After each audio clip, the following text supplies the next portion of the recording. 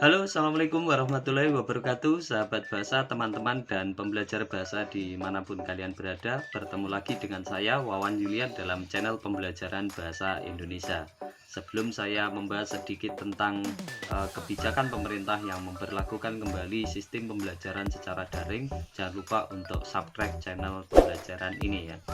Baik, tentunya di masing-masing daerah masih menemukan banyak sekali sekolah-sekolah yang masih menerapkan pembelajaran secara daring ya, atau pembelajaran jarak jauh, atau sering disingkat dengan PJJ, pembelajaran jarak jauh.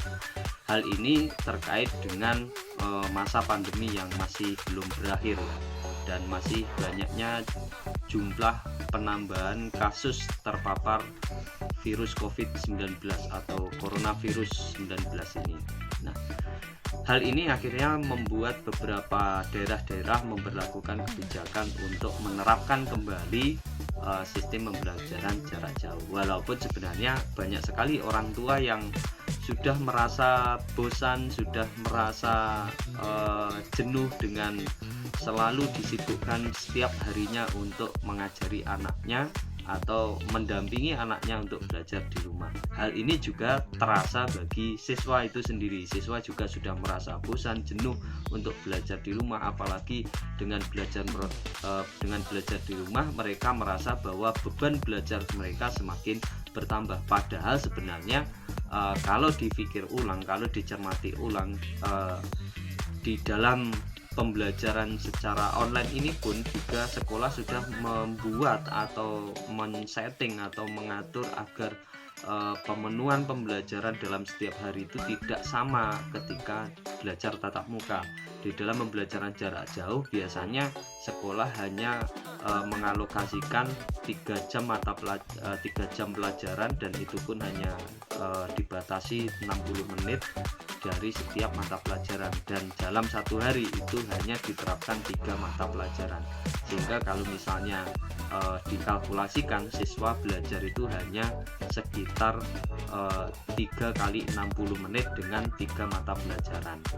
Hal ini tentunya berbeda dengan ketika belajar secara offline atau tatap muka di sekolah ya. Ketika tatap muka di sekolah tentunya siswa akan belajar full day school atau mulai dari pagi hingga akhirnya ketemu sore, dan biasanya itu beban belajarnya, beban mata pelajaran yang dimuat dalam setiap hari itu juga banyak. Nah, biasanya antara 4 sampai dengan 5 mata pelajaran. Namun masih banyak dengan pertimbangan seperti itu, masih banyak yang mengeluhkan bahwa beban belajar dalam pertemuan online atau pembelajaran online itu lebih berat dibandingkan dengan pembelajaran secara offline atau tatap muka langsung. Nah, adik-adik pembelajar bahasa dimanapun kalian berada, perlu kalian cermati bahwa di dalam pembelajaran daring yang perlu kita perhatikan itu adalah bagaimana kita memanajemen waktu kita dengan baik, atau mengatur waktu kita itu dengan baik ya. Manfaatkan waktu itu dengan sebaik-baiknya, dengan cara membuat mungkin schedule ya, atau penjadwalan setiap hari secara rutin. Jam berapa saya belajar, mulai dari jam berapa sampai jam berapa, kemudian saya mengerjakan tugas-tugas belajar saya mulai dari jam berapa sampai jam berapa, kemudian sisanya bisa digunakan, sisa waktu itu bisa digunakan untuk aktivitas di rumah ya, untuk membantu keluarga, misalnya membantu orang tua, atau mungkin kegiatan aktivitas yang lain. Perlu kalian ketahui bahwa waktu itu ibaratnya sebagaimana es batu ya. Es batu itu mau dimanfaatkan atau tidak, dia akan tetap mencair ya. Es batu itu mau dimanfaatkan atau tidak, dia akan tetap mencair. Sama dengan waktu ya. Waktu itu mau kita manfaatkan dengan baik ataupun tidak, dia juga akan berlalu begitu saja. Tetapi ketika kita bisa memanfaatkan waktu itu dengan baik, maka kita pasti akan menghasilkan, atau aktivitas kita atau produktivitas kita dalam sehari-hari itu pasti akan menghasilkan suatu hal yang baik pula. Oleh karena itu, kalian harus memanfaatkan waktu dengan sebaik-baiknya dan menggunakan waktu itu dengan sebaik-baiknya, sehingga bisa mencapai harapan yang ingin kalian cita-citakan. Nah, pada video pembelajaran kali ini saya akan membahas tentang teks persuasi. Teks ini adalah sebuah teks yang bersifat membujuk, merayu, atau mengajak seseorang untuk melakukan sesuatu hal. Bagaimana selengkapnya tentang teks persuasi ini? Silahkan simak video berikut ini.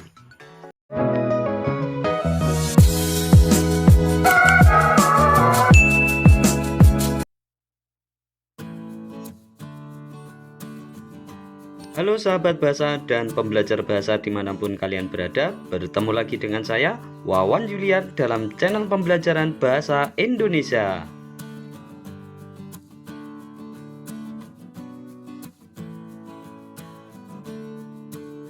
Video pembelajaran kali ini kita akan membahas tentang menemukan ajakan dalam teks persuasif.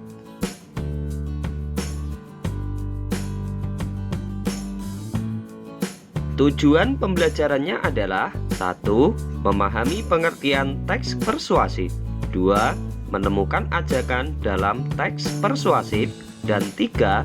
Menyimpulkan isi teks persuasif.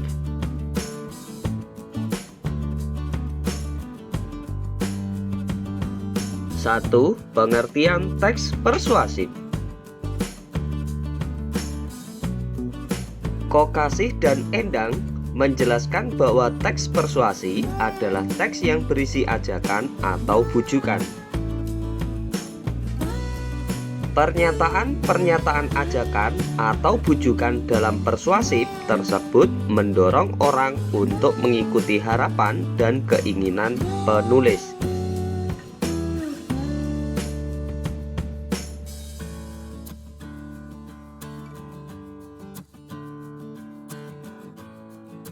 Jauh Hari menyatakan karangan persuasi menggunakan pendekatan emosional, yakni berusaha menyentuh perasaan pembaca. Pembaca dapat terbujuk, tergiur, atau terhimbau sehingga mau melakukan apa yang diinginkan oleh penulis.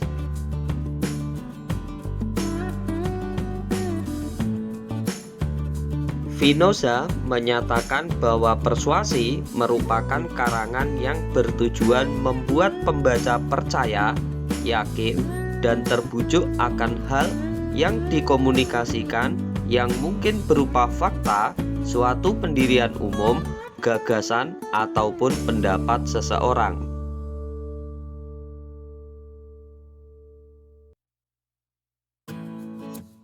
Pemaparan fakta-fakta yang relevan dalam karangan persuasi harus jelas sehingga kesimpulannya dapat meyakinkan pembacanya.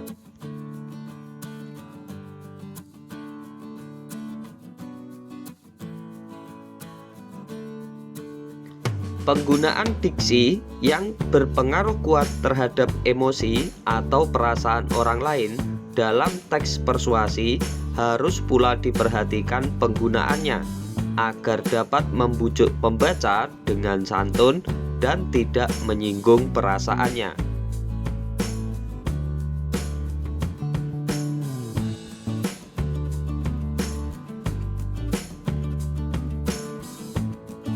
Dua, menemukan ajakan dalam teks persuasi.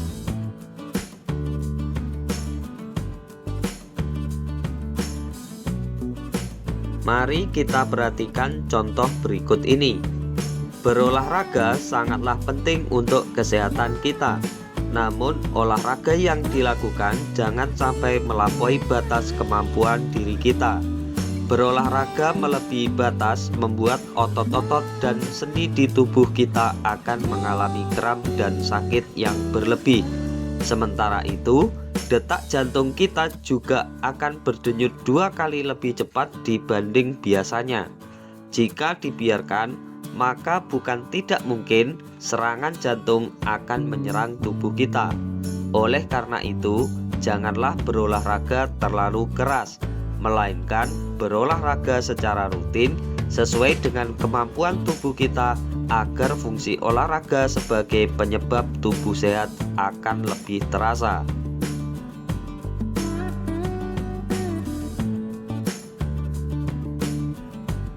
Perlu diketahui bahwa teks persuasi ditandai dengan adanya saran atau ajakan. Ajakan adalah anjuran atau permintaan untuk berbuat sesuatu. Suatu ajakan ditandai dengan kata-kata harus, marilah, ayo, hendaknya, sebaiknya, usahakanlah, janganlah, alangkah baiknya, dan sebagainya.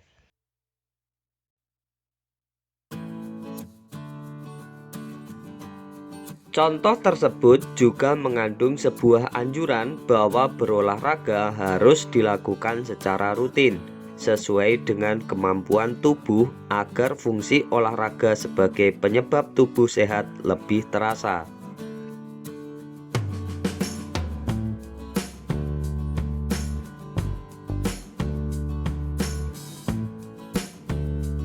Tiga, menyimpulkan isi teks persuasif. Langkah pertama yang harus dilakukan ketika ingin membuat simpulan teks adalah membaca secara keseluruhan isi teks tersebut. Setelah membaca seluruh isi teks dan mencermati pokok-pokok informasi yang disampaikan, kemudian pahamilah tujuan, maksud, dan hubungan sebab akibat antar pokok informasi tersebut untuk dijadikan dasar membuat kesimpulan.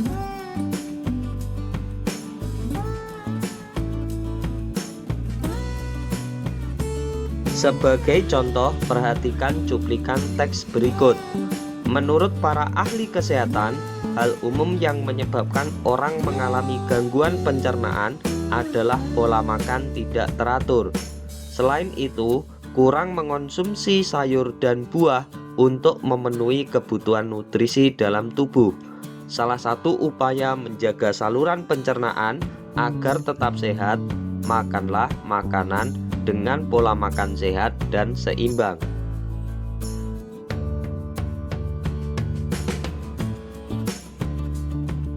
Teks tersebut berisi bujukan kepada pembaca untuk membiasakan pola makan sehat dan seimbang.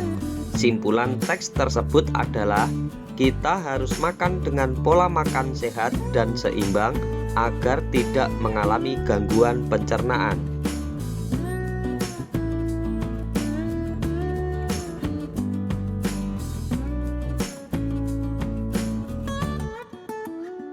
Nah, sebagai umpan balik kegiatan belajar bahwa kalian telah mencermati pengertian, ajakan, dan teknik menyimpulkan dalam teks persuasi, maka silahkan kerjakan kegiatan belajar mandiri berikut ini.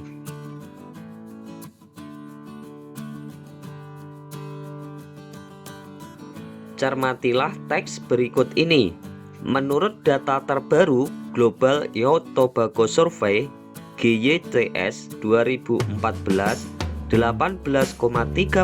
pelajar Indonesia sudah punya kebiasaan merokok dengan 33,9% berjenis laki-laki dan 2,5% perempuan. Penelitian ini GYTS 2014 dilakukan pada pelajar tingkat SLTP berusia 13 sampai dengan 15 tahun. Hasil penelitian juga menunjukkan bahwa hampir separuh atau 47,2% pelajar perokok Indonesia sudah dalam status adiksi atau ketagihan. Di sisi lain, hampir semua perokok pelajar atau 88,2% ingin berhenti merokok.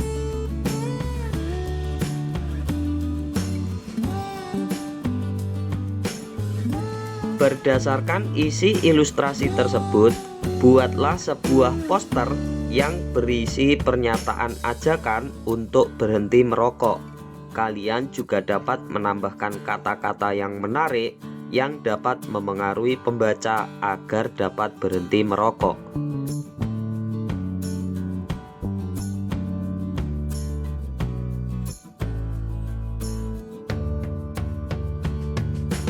Terima kasih telah menyimak video pembelajaran kali ini.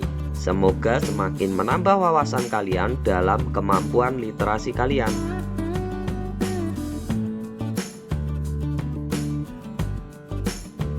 Jangan lupa berikan dukungan kalian terhadap channel pembelajaran bahasa Indonesia ini dengan cara subscribe, like, dan share video ini ke teman-teman kalian.